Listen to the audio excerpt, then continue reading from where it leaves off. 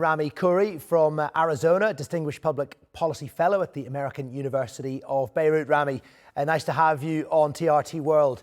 Right, what's the main significance of this visit for you then? I mean, US will be talking about that expanded and upgraded amount of money, Saudi Arabia getting upgraded status, and that's some turnaround for the Saudis, given 6 years ago how Joe Biden described them.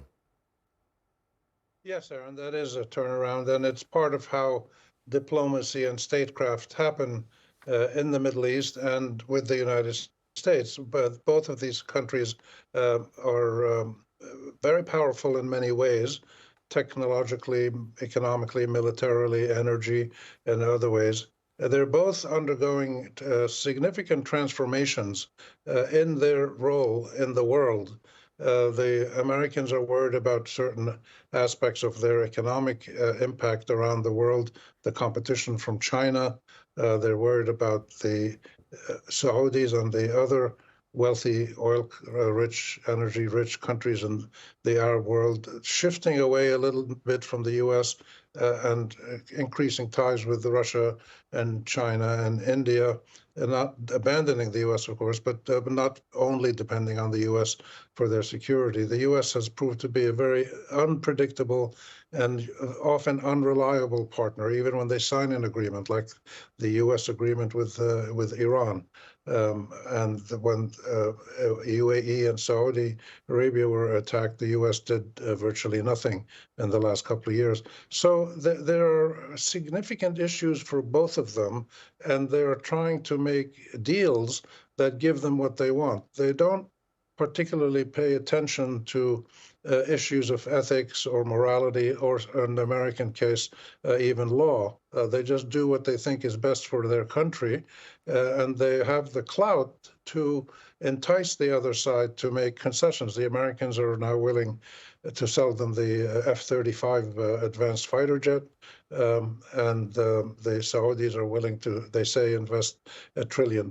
So this is a purely mercantile business arrangement, and sentiments could shift on both sides very quickly.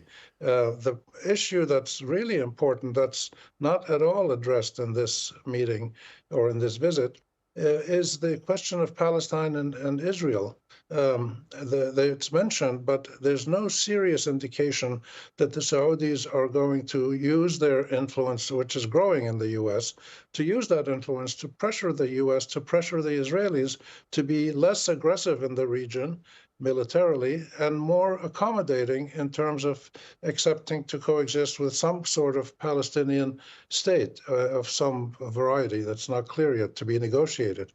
And this is a critical linchpin. The Arab-Israeli conflict, or the Palestine-Israel conflict, is really the center of gravity of many of the big conflicts in the region, which have drawn the U.S. in.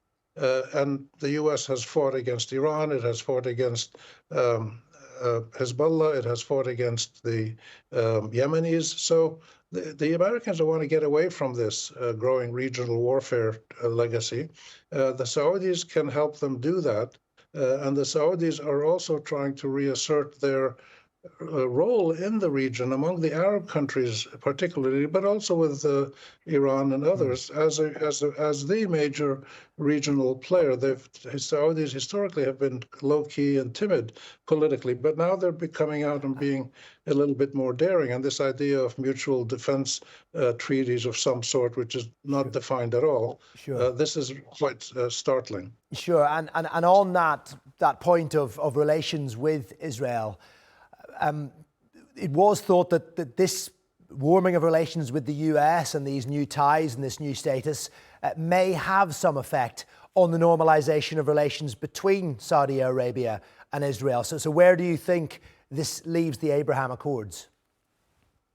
The Abraham Accords were never really very deeply entrenched in the region. They were also a mercantile deal that was done by Jared Kushner and his mercantile approach to making business deals, whether it's property development or investment banking or Abraham Accord type stuff.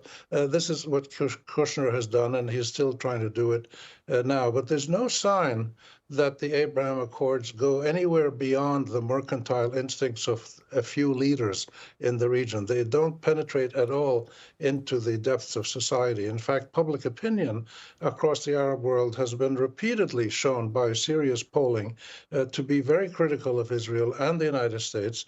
US and Israel are seen as the biggest security threats to most Arabs, not all of them, but most of them. And therefore, the focus on the Abraham Accords is very much an American process because they don't want to come to grips with the fact that the Palestinians must have their national rights recognized, coexist peacefully with an Israeli state, and they in a Palestinian state. Once that happens, all these other issues in the Middle East will become much easier to resolve, including the relations with Iran and other things. So the emphasis on the Abraham Accords now is not an emphasis from the Arab side or the Saudis, but they understand how important this is for Israel and the U.S., and they don't seem to want to give in without getting something in return. The Gaza Accord that was just consummated partly with the UN Security Council resolution is an example where most of the Arab countries, including the Saudis and others, did give in. They didn't get anything serious in return